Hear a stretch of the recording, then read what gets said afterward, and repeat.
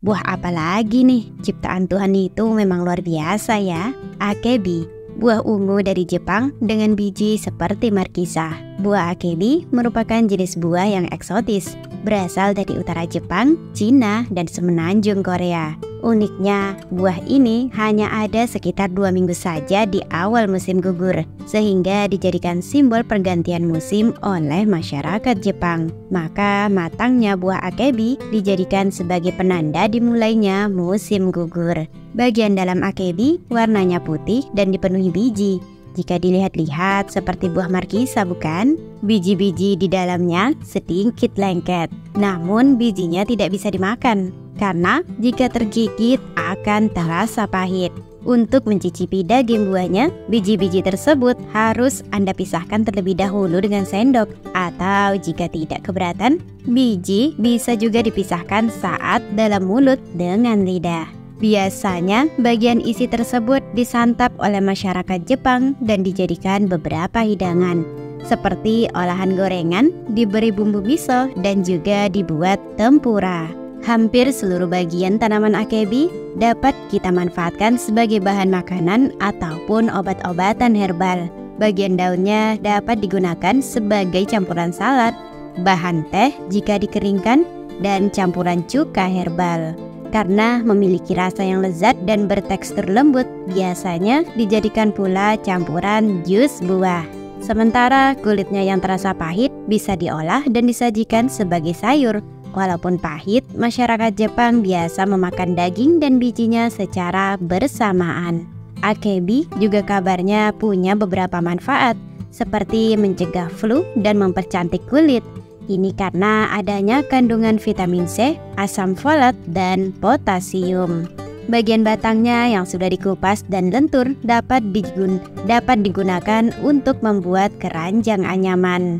Melansir dari salah satu proyek dari Tokyo Medical University Hospital dalam clinical fruit therapy, buah akebi menduduki peringkat ke-13 dalam survei terhadap 250 tanaman anti-fertilitas potensial di negara Cina. Wah, keren kan?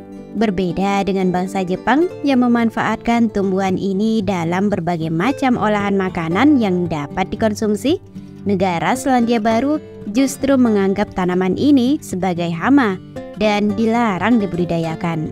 Karena mengkonsumsi daun dan batang akebi ini dapat menyebabkan buang air kecil berlebihan. Tentunya jika dikonsumsi berlebihan pula ya. Bagaimana dengan di Indonesia?